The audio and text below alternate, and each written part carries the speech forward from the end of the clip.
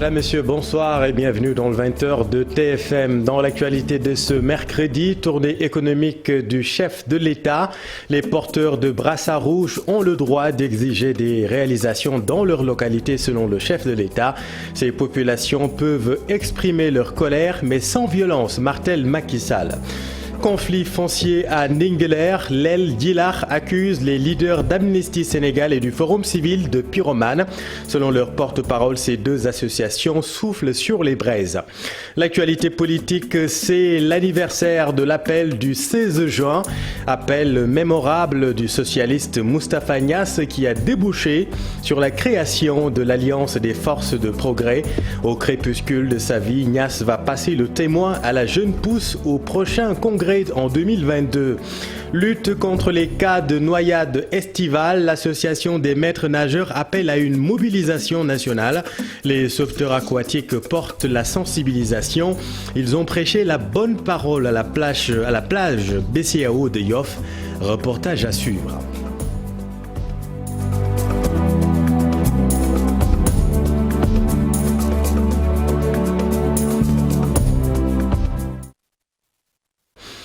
Du rouge partout ou presque. À Matam, certaines populations n'ont pas caché leur amertume au président de la République. Pour Macky Sall, les porteurs de brassards rouges ont le droit d'exprimer leur colère, mais pour le chef de l'État, cela doit se faire sans violence. Le voici en marge du Conseil des ministres organisé à Matam.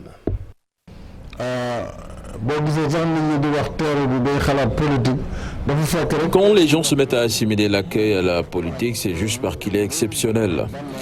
Je voudrais dire aussi que j'ai compris la réaction de certains à Nolomadi, mon fief.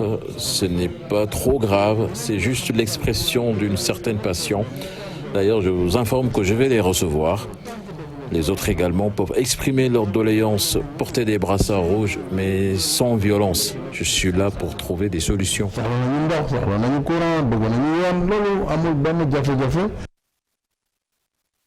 Et puis le déploiement du programme Xëyu va être accéléré selon le chef de l'État.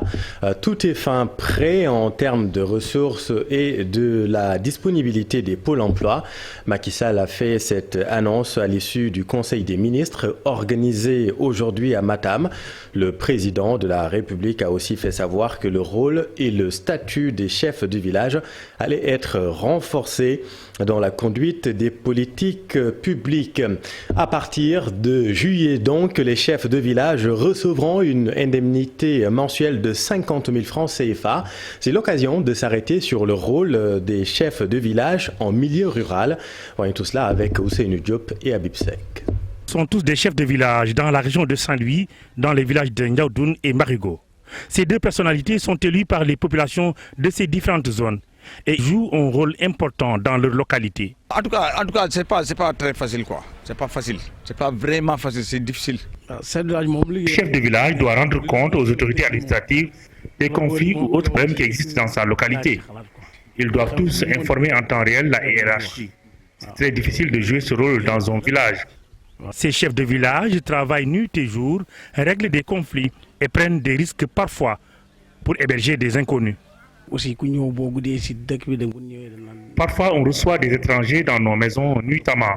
Nous prenons ces risques parce que nous n'avons pas le choix. Vraiment, actuellement, on sait la manière de laquelle marche le monde, quoi. Donc, c'est le monde des affaires. Bon, parfois, il m'arrive que je reçoive des gens ici pendant une semaine. Et je vous dis, actuellement, il y a quelqu'un qui est chez moi. Il a fait au moins 2 ans, quoi. Lors de sa tournée économique dans le nord du pays, le chef de l'État Macky Sall a annoncé qu'à partir du mois de juillet, chaque chef de village aura une indemnité de 50 000 francs CFA par mois, une décision qu'ils ont tous saluée. C'est une bonne décision d'octroyer quelque chose aux chefs de village. Avec cette somme qu'ils gagnent chaque mois, ils pourront rester dans leur localité et contrôler tous les mouvements. Donc j'apprécie positivement cette décision du chef de l'État parce que vraiment nous en avons besoin. Ces chefs de village sont de véritables acteurs de développement. Parfois, ils font des kilomètres pour régler des conflits internes entre villageois. D'autres également reçoivent dans la nuit des visiteurs pour les héberger et même les nourrir. C'est pourquoi, si la décision du chef de l'État est maintenue pour les octroyer des indemnités, ce sera certainement un ouf de soulagement pour beaucoup d'entre eux.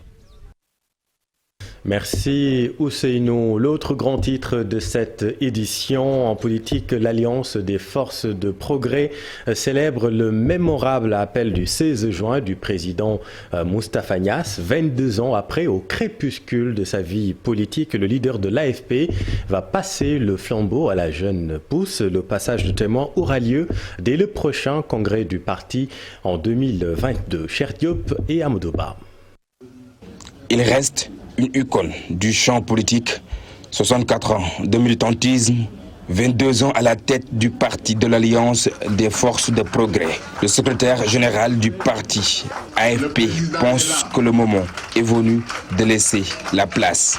J'ai dit et je redis aujourd'hui encore une fois que les personnes de mon âge sont prêtes à passer le flambeau aux jeunes, à la jeune génération et aux jeunes cadres de notre parti. Ce qui ne signifie pas que les vieux que nous sommes vont partir. Non, on sera là avec vous. Mais c'est vous qui allez diriger. Dès le prochain congrès, nous passons qu'en 2022. Durant toutes ces années, l'AFP s'est battue à sa façon pour le respect des règles de la démocratie et aussi l'intérêt des citoyens. Nous bâtissons le parti de l'avenir. Nous bâtissons un parti qui va durer autant que Dieu le voudra. Mais notre espérance intérieure est que cela dure le plus longtemps possible. 22 années de présence sur la scène politique, des départs, mais aussi des arrivées dans les rangs. Ce qui, de l'avis du président Moustapha Niasse, fait la force de la formation politique. Nous avons connu quelques départs, ce qui est tout à fait normal. C'est l'image du train, hein. Quand le train quitte Dakar pour aller à Bamako, il s'arrête à Guinguinéo. Il y a des passagers qui descendent à Guinguinéo et puis d'autres qui montent à Guinguinéo, qui descendent ensuite à Diourbel. Mais aucune tristesse lorsqu'un camarade vous quitte. Ce qu'il doit quitter, c'est parce qu'il a décidé de quitter. Bon vent et aucun mot désobligeant vis-à-vis de ceux qui peuvent quitter le parti. Bien au contraire. Le secrétaire général de l'AFP précise que le choix de son successeur revient aux membres du parti avant d'annoncer sa retraite politique très prochainement. Merci cher. Et puis en justice, retenez que l'activiste Khalifa a été relaxé pour les délits de rébellion, d'outrage à agent dans l'exercice de ses fonctions. Le membre du mouvement Y en a marre a comparu libre aujourd'hui devant le tribunal des flagrants délits de Kaolack. Affaire Ndingler, l'aile d'Hilar accuse Forum Civil et Amnesty de pyromanes. Ces deux organisations soufflent sur la braise selon les populations. Face à la presse, le responsable des jeunes de Hilar renseigne que l'arrêt préfectoral a permis de stabiliser la situation à Lioufay avec Abdourahmane Diallo et Mamadou Gueye. Ibrahim Seck et Seydi Gassama, deux personnes mal intentionnées qui mettent leur bouche, leurs pieds, leurs mains, toute leur force pour attiser seulement le feu dans cette histoire-là. Là-bas, je veux dire, Seydi Gassama, on l'a entendu hier en train de parler dans ce litige-là, disant que les 80 hectares qui sont là, on doit donner ça à la population de Ndingler. Je lui dis qu'il n'a qu'à d'arrêter de se tromper de croyances. Et nous lui disons qu'ils ont en pagaille des choses à régler. Ibrahim Seck et Seydi Gassama sont là en train d'homologuer l'homosexualité ici au Sénégal. Ils ont quelque chose à régler. Ce n'est pas de venir nous mettre en mal avec les populations de Ndingler. Toute la population de Ndingler, ils savent qu'ils n'ont plus rien ici. Et la population de Djilar est 1000 fois plus déterminée qu'à toute personne que les populations de Ndingler ne mettront plus les pieds dans ces terres-là. Nous, le préfet, sincèrement, on a beaucoup apprécié son arrêté qui est là pour amener la paix. Parce que l'arrêté a amené la paix ici dans le village. Ni têté ça, il y avait des morts au niveau de Ndingler et au niveau de Djilar. Parlons maintenant des cas de noyade estivale. Il faudra une mobilisation nationale pour lutter contre ce fléau de l'été. L'Association des maîtres nageurs du Sénégal invite les élus locaux à installer des brigades de sauveteurs aquatiques sur toutes les plages identifiées comme dangereuses. Les maîtres nageurs ont prêché la bonne parole cet après-midi à la plage BCAO de Yoff, Marjeng et Habib Faye. Que des victimes par noyade notées ces derniers jours dans la capitale. Des jeunes âgés de 12 à 24 ans périssent en mer, des pertes de vie inquiétantes. L'Association des maîtres nageurs et sauveteurs sonne l'alerte. Avec la persistance des cas de décès par noyade en ce début de période estivale, l'Association nationale des maîtres nageurs et le Club Modèle préconisent ces mesures ci-après.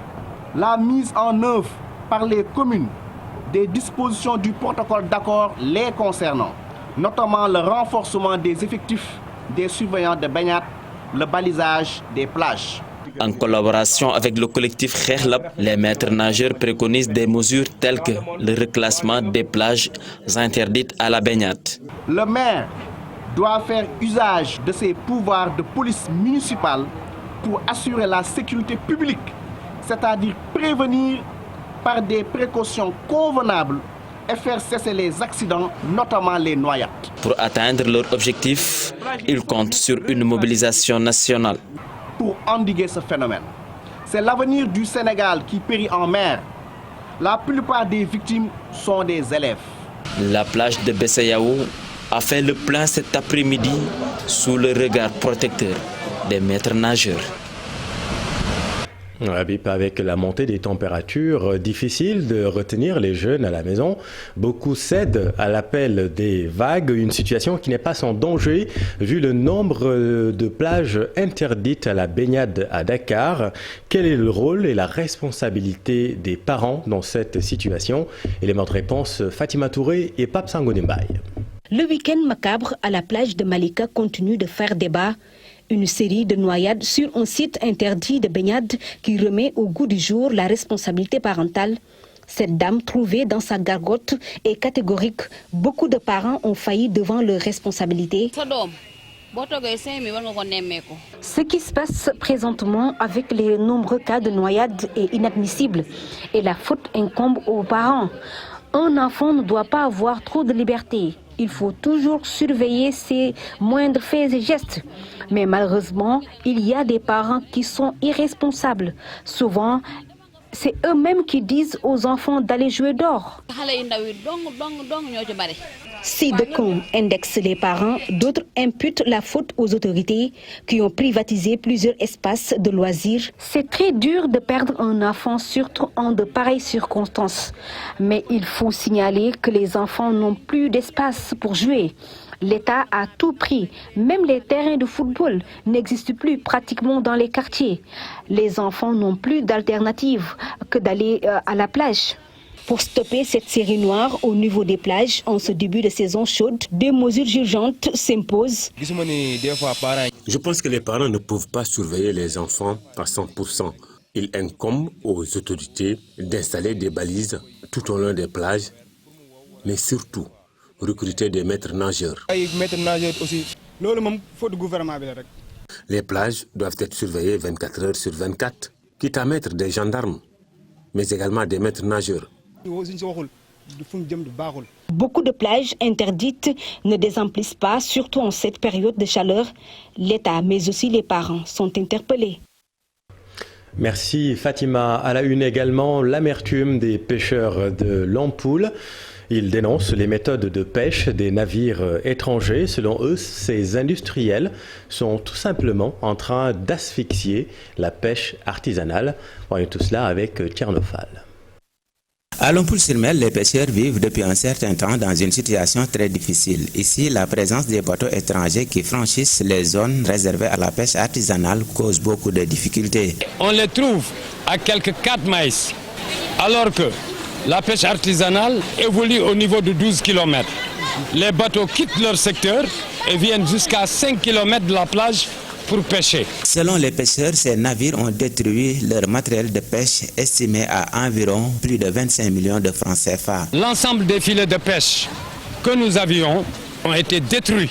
C'est des millions perdus. Aujourd'hui, vous l'avez constaté avec nous. En se promenant, vous verrez, on n'a plus de poissons séchés, de poissons transformés, on n'a plus de produits. Alors, les gens se débrouillent aujourd'hui pour vivre. Alors, on fait appel donc à l'ensemble des autorités. Par rapport à la surveillance également, le quai de Lompoul est équipé d'une vedette toute neuve, mais celle-ci, d'après les pêcheurs, n'a jusque-là rien servi à cause des longues procédures administratives. Il y a un grand défaut au niveau de la surveillance. Et là, c'est là où se trouve la grande question. Alors, nous sommes confrontés à ce problème.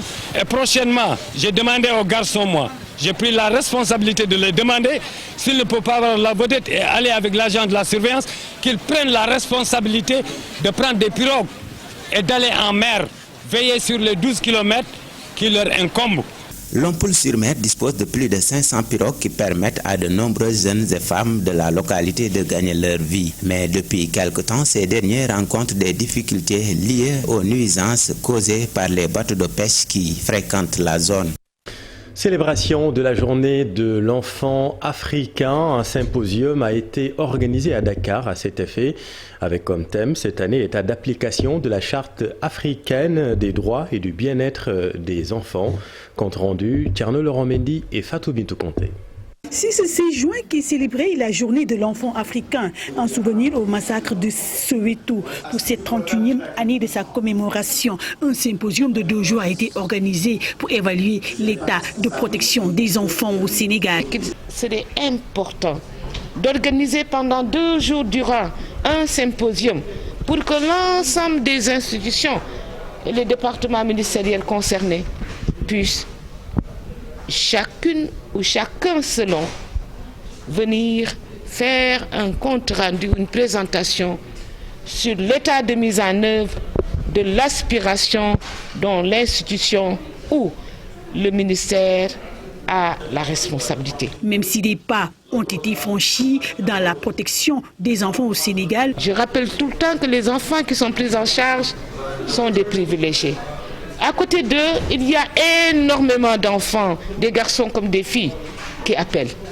Et l'État a conscience de cela. Beaucoup reste à faire. Si vous prenez le cas de ces enfants qui sont en situation de rue,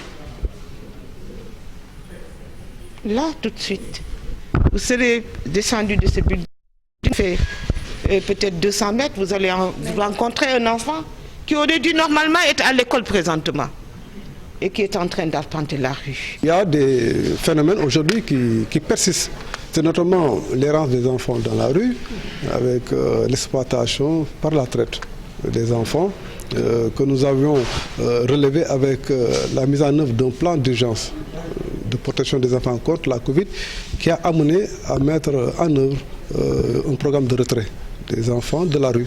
Pendant 2 jours, il sera question du bien-être de l'enfant et de l'amélioration de sa condition d'existence dans ce symposium qui regroupe toutes les organisations de défense des droits de l'enfant. Merci Fatou Bintou et parlons éducation à présent. Ériger l'institution universitaire en centre d'excellence de l'habitat, telle est l'ambition de l'École supérieure d'économie appliquée. Sur 3 ans, des formations seront taxées sur le logement et le foncier au bénéfice des populations. Ces nouveaux mécanismes vont améliorer la connaissance du secteur de l'habitat dans les 8 pays membres de l'UEMOA. Le docteur Ibrahima Ndiaye revient sur l'importance de ces formations en marge d'un atelier de lancement du centre d'excellence de l'habitat de l'espace UEMOA. Le voici avec Maïmouna Ndiaye et Youssou Baro. Il ne s'agit pas de produire en tant que tel des logements, mais c'est d'appuyer les pouvoirs publics dans la définition des politiques publiques. Parce que ce qui nous intéresse ici, c'est une question, ce qu'on appelle logement, abordable. Parce que le constat, c'est que nous produisons beaucoup de logements. C'est vrai que la demande elle est toujours supérieure à l'offre, mais le constat que nous faisons aussi, c'est que ces logements ne sont pas très accessibles. Cela veut dire que certaines catégories de population peuvent y avoir accès, mais le constat aussi, c'est qu'il y a une grande majorité de populations qui souhaiteraient disposer d'un logement mais qui par rapport à leurs caractéristiques ou leur niveau de revenu ne peuvent pas accéder à ces logements. Donc d'où la nécessité vraiment de réfléchir pour voir quel type de logement produire, quelle offre proposer pour faire en sorte que ces logements qui seront produits soient accessibles au plus grand nombre. Peut-être certains acteurs ont besoin que leurs compétences soient renforcées. Donc là aussi, le CHEJ va intervenir pour proposer des offres de formation courte durée sous format de certificats, mais aussi des formations du niveau master et disons doctorat. Préparation des examens scolaires à Ziguinchor, tout est fin prêt selon l'inspecteur d'académie. Annonce faite en marge d'une rencontre initiée par le gouverneur de la région. Seul hic, la diminution des candidats. Oui, présentement on est à l'étape de la planification. Mais également du partage de tout ce qui a trait à l'organisation de ces examens-là. Voilà, le nombre de candidats, nous avons une légère augmentation au CFE comme au BFM, mais une baisse, n'est-ce pas, notoire des candidats au bac, ce qui nous a valu d'ailleurs la baisse du nombre de jurys. Et donc au CFE, nous avons globalement 16 217 candidats répartis en 135 centres. Au BFM, nous avons 11 759 candidats répartis en 106 centres et 109 jurys. Et au bac, nous avons 11 625 candidats répartis en 34 centres et 37 jurys. Globalement, voilà comment se présentent nos statistiques pour ces examens 2021. Il n'y a pas de budget prévisionnel arrêté, puisque le budget, c'est à la fois le carburant pour le transport, c'est la prise en charge des examinateurs, c'est la prise en charge des présidents de commission, etc. Comment dirais-je encore, un montant qu'on ne peut pas déterminer d'avance, parce que la durée des examens dépend de beaucoup de facteurs. C'est pourquoi la durée n'est pas arrêtée d'avance. C'est après examen qu'on pourra arrêter la durée des examens, arrêter donc le temps de déplacement des correcteurs et les payer en conséquence. Donc c'est un budget qu'on ne peut pas arrêter d'avance. Restons dans le domaine de l'éducation. Zoom sur le collège de la Petite Côte de Joal, une structure de formation de l'archidiocèse de Dakar. L'établissement date des années 60. Il a célébré son jubilé de diamant 60 ans après sa création. Il accueille des jeunes de 11 à 16 ans. Beaucoup de cadres de la commune de Joal et des localités environnantes y ont étreigné leur premier pas de collégiens. Reportage fascinant de Daniel Diouf et Youssou Barro. Les témoins et autres anciens élèves de l'établissement l'ont connu sous le patronyme École Paul Lamoise, du nom d'un ancien missionnaire. Depuis 1961, 13 principaux se sont succédés à la tête de cette structure de formation de l'archidiocèse de Dakar. Aujourd'hui, ce creuset de l'excellence croule sous le poids des difficultés infrastructurelles et socio-économiques. Aujourd'hui, le CPC a besoin d'être modernisé par la systématisation de l'informatique et a aussi besoin d'une cantine pour la restauration de nombreux élèves qui parcourent de longues distances pour arriver à l'école. Alors, je lance un appel solennel à ceux qui sont ici et à ceux qui aimeraient bien être parmi nous pour qu'ils nous aident à refaire la toiture et à nous créer une cantine scolaire. Des doléances bien enregistrées, les anciens du collège et autres autorités de la localité se sont engagés à voler à son secours. La toiture qui nous a hébergés, nous la changerons. Vous avez parlé des enfants qui viennent de Mbodjen ailleurs. Nous allons faire une proposition d'internet pour que ces enfants trouvent à manger dans un cadre agréable.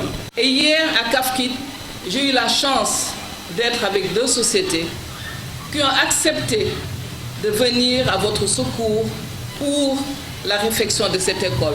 Ce sera à vous de voir qu'est-ce qu'il faut pour voir les aménagements à faire pour l'entretien des toitures, mais également d'autres réparations ou autres installations que vous voulez faire au niveau de l'école. Tous ces engagements, un motif de satisfaction, mais surtout de remerciement pour le frère principal de l'institution à l'endroit des anciens.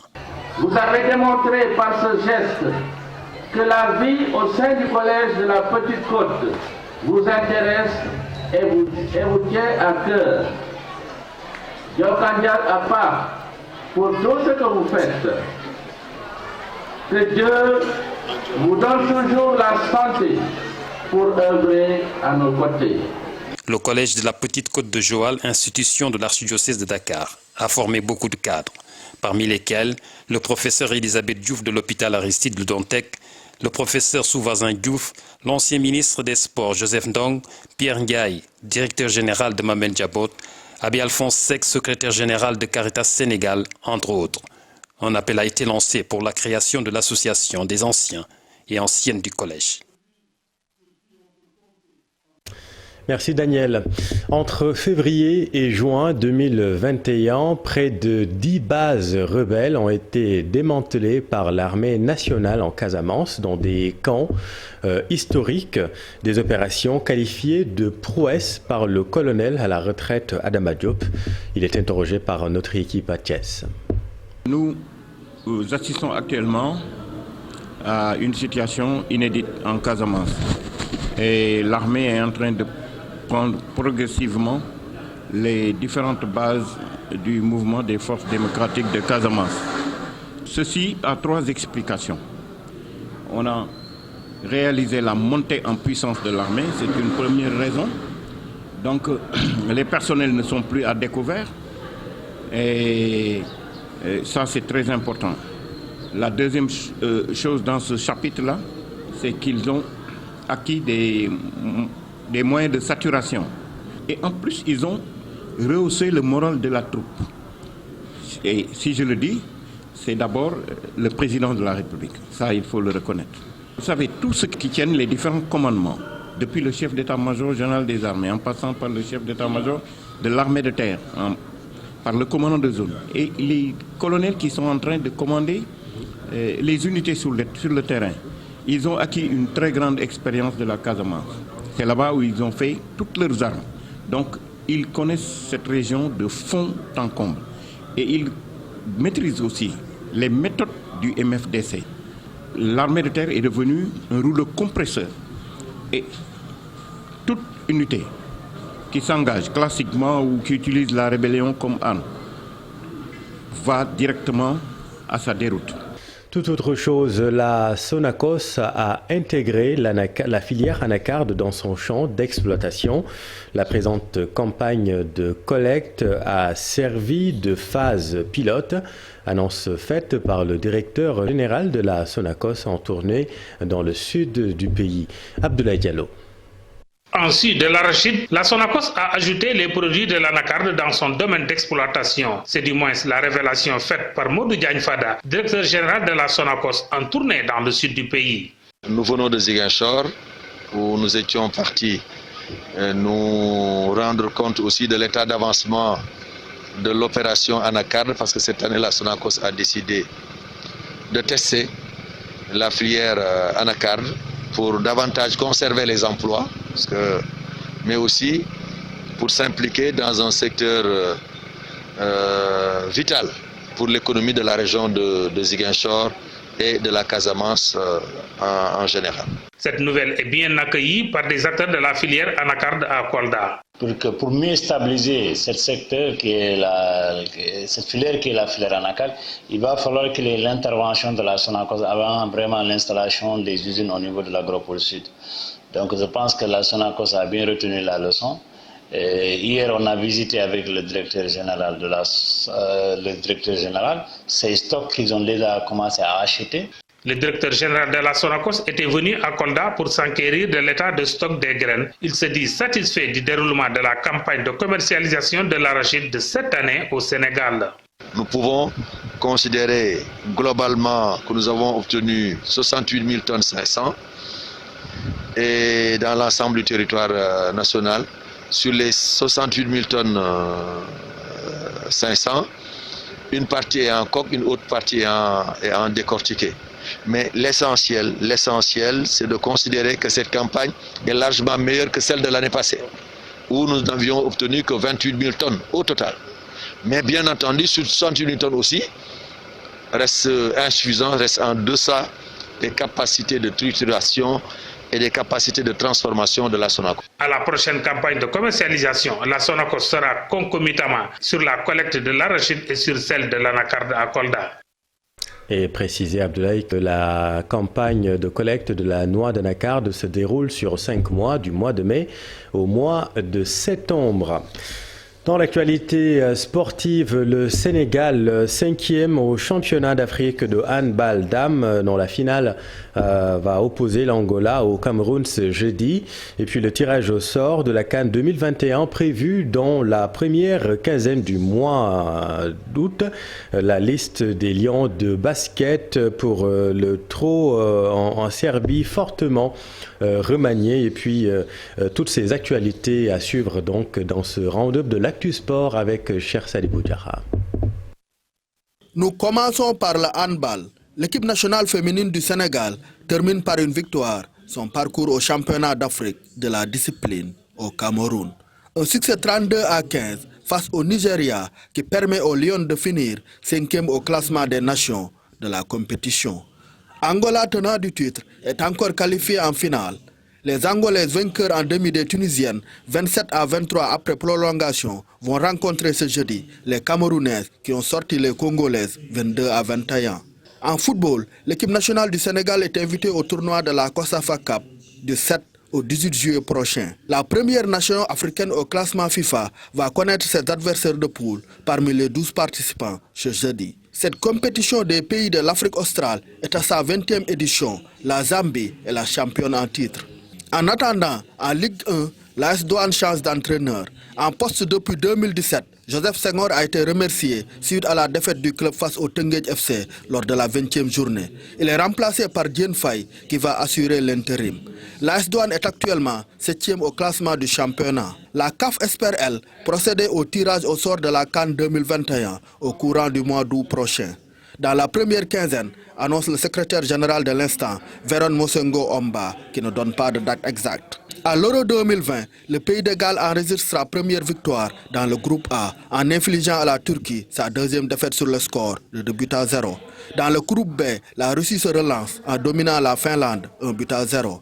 Le basketball pour terminer, les Lions du Sénégal vont participer au tournoi de qualification olympique à Belgrade, en Serbie, du 29 juin au 4 juillet, sans les joueurs évoluant en NBA, en l'occurrence Gorgui Sy-Dieng, Jorginho et Taco Fall. Une liste d'absence où se trouvent également les arrières Mbaye Ndiaye, Louis Adams et l'intérieur Youssoupha Fall. Du coup, le sélectionneur Boniface Ndong a fait appel au meneur de Sibac, Jean-Jacques Boissy, et à l'ailier fort, Boubacar Touré. L'équipe nationale va se rendre en Allemagne pour une rencontre amicale, puis rallier Serbie où elle est placée dans la poule B en compagnie du Porto Rico et de l'Italie.